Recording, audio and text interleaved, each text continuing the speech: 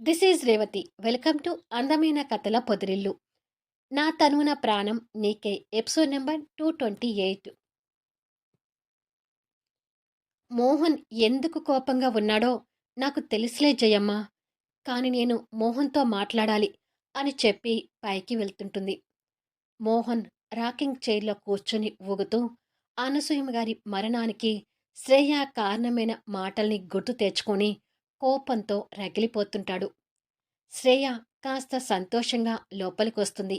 కోపంగా ఉన్న మోహన్ని చూడగానే తన మొహంలో కనిపించిన అంతకుముందు సంతోషం మాయమైపోతుంది. కాని మళ్ళీ ధైర్యం కూడగట్టుకొని దగ్గరికొచ్చి మోహన్ చేరు దగ్గర కింద మోకాలి మీద వాలిపోయి మోహన్ని చూస్తూ, అక్కడి నుండి నువ్వు బయటికి వచ్చాక పాపని మళ్ళీ నా చేతిలోకి తీసుకున్నాను మోహన్. పాప అప్పుడు ఏడవకుండా నవ్వింది అంటే అమ్మమ్మగారు నా తప్పుని క్షమించారు అని సంతోషంగా చెప్తుంది. ఆ విషయం ఆల్రెడీ సూర్య ద్వారా మోహన్కి తెలిసింది కాబట్టి విని మౌనంగా అదే కోపంతో ఉంటాడు. పాప నవ్విన తర్వాత నా మనసు కాస్త శాంతిచ్చింది మోహన్.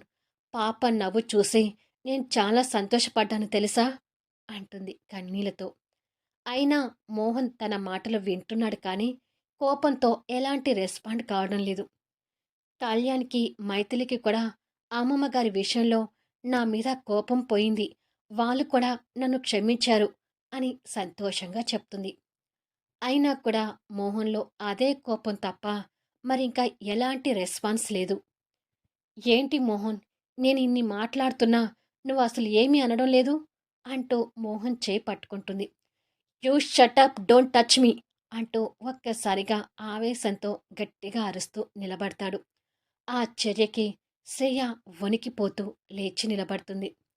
మోహన్ తనని నిప్పులుడుకుతున్న కళ్ళతో చూస్తూ, ఇన్నాళ్ళు నువ్వు కళ్యాణ్ణి మాత్రమే కోరుకున్నావు అనుకున్నాను.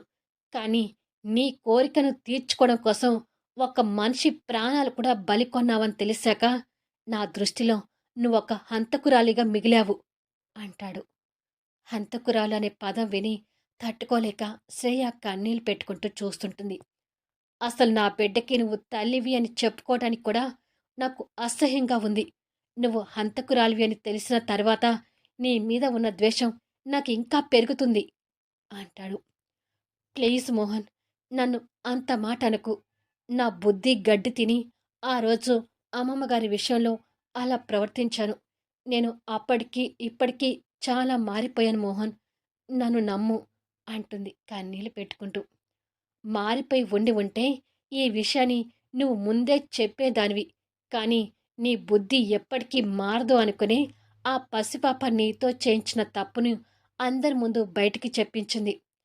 కళ్యాణ్ వాళ్ళకి పాప పుట్టకపోయి ఉంటే నువ్వు చేసిన నేరం నీ మనసులోని ఎప్పటికీ సమాధిలా ఉండిపోయేది కదా అని అడుగుతాడు. ఆ ప్రశ్నకు సమాధానం లేక శ్రేయ కన్నీళ్ళు పెట్టుకుంటూ చూస్తుంటుంది. కళ్యాణ్, మైథిలి, అమ్మమ్మగారు అందరూ నీ మీద జాలి పడుతూ మంచి మనసుతో నిన్ను క్షమించవచ్చు. కానీ నాకు వాళ్ళలాగా అంత మంచి మనసు లేదు. వాళ్ళలాగా నీ మీద నాకు జాలి అంతకంటే లేదు. ఇంకా జాలికి బదులు నువ్వంటేనే అసహ్యం పెరుగుతుంది. ఐ హేట్ యు అని కోపంగా చెప్పి ఆ రూమ్లో నుండి వెళ్ళిపోతాడు. శ్రేయ కన్నీళ్ళు పెట్టుకుంటూ నిలబడ్డ చోటనే కూలబడి ఏడుస్తుంటుంది. సూర్య క్రాంతితో ఆటోలో ఇంటి దగ్గరికి చేరుతాడు. క్రాంతి ఆటో దిగుతుంది. తలనొప్పిగా ఉంది క్రాంతి, ఇంట్లోకి వస్తాను, ఒక కాఫీ కల్పిస్తావా అని అడుగుతాడు. అంత తలనొప్పిగా ఉంటే రెస్ట్ తీసుకోవచ్చు కదా అని అడుగుతుంది. సూర్య కూడా ఆటో దిగి, రెస్ట్ తీసుకోవాల్సిన అవసరం లేదులే, కాఫీ కలిపివు, తాగి వెళ్తాను అంటాడు. సరే పద అని చెప్పి ఇద్దరూ లోపలికి వెళ్తారు. క్రాంతి అలా లోపలికి వెళ్ళగానే జ్యోతి దగ్గర నుంచి ఫోన్ వస్తుంది. మా అమ్మ ఫోన్ చేస్తుంది. కళ్యాణ్ గారి వాళ్ళకి పాప పుట్టింది, హాస్పిటల్కి వెళ్తున్నానని చెప్పాను. ఆ విషయం గురించి అడగడానికే ఫోన్ చేస్తుండాలి అని లిఫ్ట్ చేస్తూ కిచెన్లోకి వెళ్తుంది. ఫోన్ స్పీకర్ ఆన్ చేసి పక్కకు పెట్టి చెప్పమ్మా అంటూ స్టవ్ వెలిగిస్తుంది. సూర్య కూడా లోపలికి వచ్చి తనకి సహాయంగా కాఫీ పొడి, షుగర్ డబ్బాలు అందిస్తూ ఉంటాడు. నేను మీ నాన్న ఇంతకు ముందే హాస్పిటల్‌కి వెళ్ళి పాపని చూసి వచ్చాం క్రాంతి. మేము వెళ్ళగానే మీరు అప్పుడే వెళ్లారని కళ్యాణ్ చెప్పాడు అని అంటుంది. ఓహ్! ఆల్రెడీ వెళ్ళి వచ్చారా? అంటూ క్రాంతి పాలు వేడి చేస్తుంటుంది. సూర్య కూడా వాళ్ళ మాటలు విని సంతోషపడుతుంటాడు. అవును. గుడ్ న్యూస్ విన్నాక వెళ్ళకుండా ఎలా ఉండగలుగుతాను? అందుకే వెంటనే బయలుదేరాము అంటుంది జ్యోతి. పాప చాలా బాగుంది కదమ్మా! నాకైతే పాపనసలు వదిలిపెట్టాలనిపించలేదు అంటూ నవ్వుతూ చెప్తుంది. అవును. పాప ముద్దుగా ఉంది. కానీ క్రాంతి, నాకు మీ నాన్నకి ఆ పాపను చూసిన దగ్గర నుంచి మీ పాపని ఎప్పుడు చూస్తామని కోరిక కలగటం మొదలైంది అంటుంది జ్యోతి.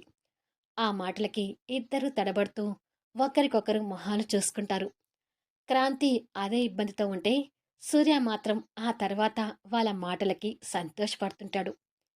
మీ అన్నయ్యకి ఇంకా పెళ్లి కాలేదు కాబట్టి మమ్మల్ని అమ్మమ్మ తాతయ్యని చేసేది ఫస్ట్ నువ్వే క్రాంతి అంటుంది జ్యోతి. ఆ మాటలు సూర్యలో సంతోషాన్ని పెంచుతుంటే క్రాంతికి మాత్రం కాస్త చిరాకు తెప్పిస్తూ అమ్మా, నేను పనిలో ఉన్నాను, తర్వాత ఫోన్ చేస్తాను అంటుంది. అంతగా నీకేం పని ఉందే? అమ్మతో మాట్లాడేంత తీరిక లేనంతగా ఏం పని చేస్తున్నావు అంటూ జ్యోతి సీరియస్ అయింది. తను అంతగా ఏం పని చేయడం లేదు అత్తయ్య గారు. ఓన్లీ కాఫీ పెడుతుంది. అది కూడా అన్నీ నేను అందిస్తుంటే అంటాడు సూర్య క్రాంతిని కాస్త కోపంగా చూస్తూ.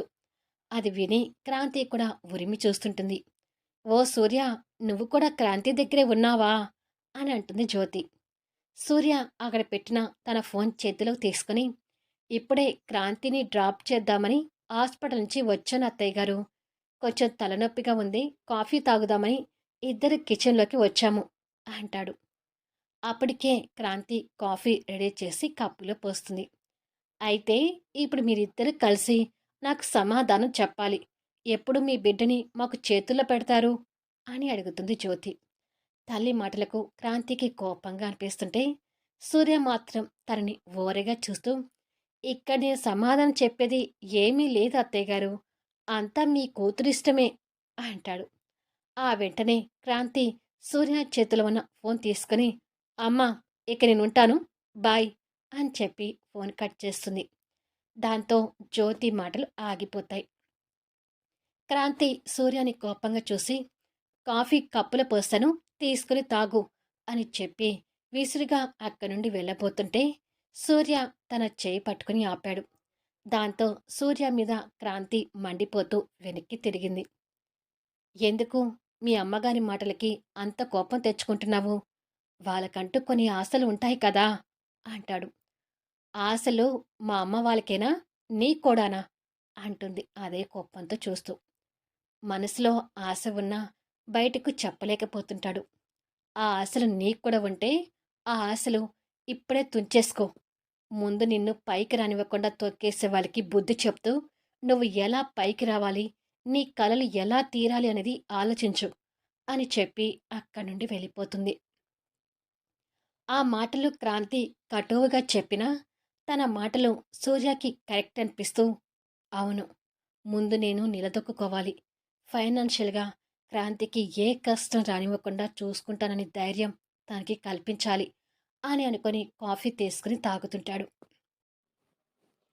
అర్జున్, సంజన మాత్రం అన్వితో కలిసి ఇంకా హాస్పిటల్లోనే ఉంటారు. బుజ్జి పాపాయితో చెర్రీ, అన్వి ఆడుకుంటూ ఉంటారు. వాళ్ళని చూసి మైథిలి, కళ్యాణ్, అర్జున్, సంజన సంతోషపడుతుంటారు.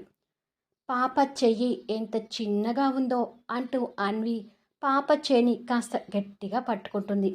దాంతో పాపకి అది నొప్పిగా అనిపించి ఏడుపుకి లేస్తుంది.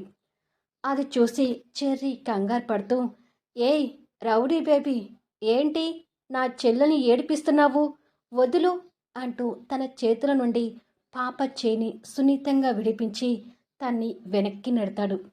దాంతో అన్వి వెళ్ళి అక్కడ కుర్చీలో కూర్చున్న అర్జున్ ఒడిలో పడుతుంది. రే చెర్రీ అని కళ్యాణ్ కాస్త సీరియస్ అవుతుండగా డాడీ అంటూ అన్వి ఫీల్ అవుతూ ఏడుపు మొహం పెడుతుంది. కూతురు అలా ఫీల్ అవుతుంటే అర్జున్ హృదయం తరుక్కుపోతూ రేయ్ హైబ్రిడ్ బాయ్, ఏమిట్రా నా కూతుర్ని అలా నెట్టావు అంటూ అల్లుడి మీదకి గొడవకు దిగుతాడు. మరి ఈ రౌడీ బేబీ నా చెల్లిని ఏడిపించింది మామా అంటాడు చెర్రీ కోపంగా. తప్పు చెర్రీ, తను తెలియక చేసింది కదా, అన్విని అలా నెట్టొచ్చా అంటాడు కళ్యాణ్. నా చెల్లిని ఎవ్వరు ఏడిపించినా నేను ఊరుకోను డాడ్, చివరికి ఈ రౌడీ బేబీ అయినా సరే ఊరుకోను అంటాడు చెర్రీ చెల్లి మీద ప్రేమతో. ఓహో, నీ చెల్లెల కోసం నా కూతుని ఏడిపిస్తావా అంటాడు అర్జున్. పాపం వాడేదో తెలియక చేశాడులేరా, వదిలేయ్ అంటాడు కళ్యాణ్. ఆహా, ఎంత బాగా వెనకేసుకొస్తున్నావురా నీ హైబ్రిడ్ బాయ్ని అంటాడు అర్జున్ కాస్త కోపంతో. నువ్వు నీ కూతుర్ని వెనకేసుకొని రావడం లేదా మామ అంటాడు చెర్రీగాడు. ఓయ్, నువ్వు మా డాడీని అంటే ఊరుకోను అంటుంది అన్వి. ఊరుకోకపోతే మీ డాడీ నువ్వు ఊరేగండి అంటాడు చెర్రీ. నీకు మరీ మాటలు ఎక్కువైపోతున్నాయిరా అంటాడు అర్జున్ అల్లుడి మీద కోపంతో. నువ్వు మరీ నా కొడుకుని ఆడిపోసుకోకురా అంటాడు కళ్యాణ్. అలా చెర్రీ, అన్వి, కళ్యాణ్, అర్జున్ గొడవ పడుతుంటే మైథిలి, సంజన వాళ్ళ గొడవను చూసి తలలు పట్టుకుంటారు. ఇక గొడవలు పెట్టిన బుజ్జి అనసూయం గారు మాత్రం బోసినవ్వులు నవ్వుతుంటుంది. ఆర్య శ్రేయతో ఫోన్ లైన్లో ఉన్నాడు. ఏమైనా నువ్వు చేసింది తప్పు శ్రేయ, కళ్యాణ్ నాకు అన్ని విషయాలు చెప్పాడు. మోహన్ ఇప్పుడు నీ మీద కోపంగా ఉన్నాడంటే అతని కోపంలో న్యాయం ఉంది. మోహన్ నిన్ను తిట్టాడు అనడంలో ఇందులో మోహన్ తప్పు ఏమీ లేదు అంటూ ఆర్య కూడా శ్రేయ మీద కోప్పడతాడు. ప్లీజ్ ఆర్య, ఎప్పుడు నాకు సపోర్ట్గా ఉండే నువ్వు కూడా అలా మాట్లాడకు. నేను చేసింది తప్పు అని నాకు కూడా అర్థమవుతుంది. దానికి శిక్షగా పశ్చాత్తాపంతో అందరి ముందు నా తప్పుని ఒప్పుకున్నాను. నేను ఇలా చేశానని తెలిసి ఇంతకుముందు కన్నా కూడా మోహన్ నా మీద ఇంకా ద్వేషంగా మారాడు. మోహన్ నాతో అలా ఉండటం అసలు భరించలేకపోతున్నాను ఆర్య అని అంటుంది ఏడుస్తూ. స్నేహితురాలు బాధ ఆర్యకి కూడా అర్థమై అంతలోనే బాధపడుతుంటాడు. ఇంతకుముందు మోహన్ నాతో కాస్త పర్వాలేదు, మంచిగానే ఉండేవాడు. కానీ నా కారణంగా వాళ్ళ తల్లిదండ్రులు వెళ్ళటం తట్టుకోలేకపోయాడు. అప్పటికీ నేను మోహన్ గురించి బాధపడుతుంటే మళ్ళీ నేను చేసిన తప్పు ఇలా బయటపడింది. ఇప్పుడు నా మోహన్ చూడటానికి కూడా ఇష్టపడటం లేదు అంటుంది శ్రేయ కన్నీళ్ళు పెట్టుకుంటూ. ఇప్పుడు బాబు నీ పాలు తాగటం లేదు కదా శ్రేయ అని అడుగుతాడు ఆర్య. లేదు, అప్పుడు నా ఆరోగ్యం బాగలేనప్పుడు ఆ 2 రోజులు నా పాలు పట్టలేదు. దాంతో వాడికి నా పాలు అలవాటు తప్పి డబ్బా పాలు తాగుతున్నాడు అంటుంది. అయితే నువ్విక ఆ ఇల్లుని వదిలేసి వచ్చేయి అంటాడు ఆర్య. అది విని షాక్ అవుతుంటుంది. మోహన్ నిన్ను ద్వేషించుకుంటున్నప్పుడు నువ్వెందుకు ఇంకా అక్కడే ఉండటం? బాబుకి కూడా నీ పాలు తాగటం లేదు కాబట్టి ఇక నువ్వు ఆ ఇంటి నుంచి వచ్చేసే శ్రేయ అంటాడు ఆర్య. లేదు ఆర్య, నేను రాలేను అంటుంది శ్రేయ. నువ్వు బాబు గురించి ఆలోచిస్తున్నావేమో. మోహన్ బాబుని ప్రాణంగా చూసుకుంటాడు. నీకు బాబు గురించి ఆలోచన అక్కర్లేదు అంటాడు ఆర్య. నేను ఇప్పుడు ఆలోచించేది ఒక బాబు గురించి కాదు, మోహన్ గురించి కూడా. ఐ లవ్ మోహన్ అంటుంది. మళ్ళీ నెక్స్ట్ వీడియోలో కలుద్దాం. ఇప్పుడు ఆర్య రియాక్షన్ ఏంటి? శ్రేయ ప్రేమిస్తున్నట్టుగా మోహన్కి తెలిస్తే అతని రెస్పాన్స్ ఏంటి? అద్భుతమైన కథనంతో ఆసక్తికరంగా సాగిపోయే కథా వీడియోస్ని మిస్ కాకుండా చూడండి. కథ నచ్చితే లైక్ చేయండి, కామెంట్ షేర్ చేయండి, సబ్స్క్రైబ్ చేసుకొని ఛానల్ షేర్ చేస్తూ సపోర్ట్ చేయండి. Thanks for listening.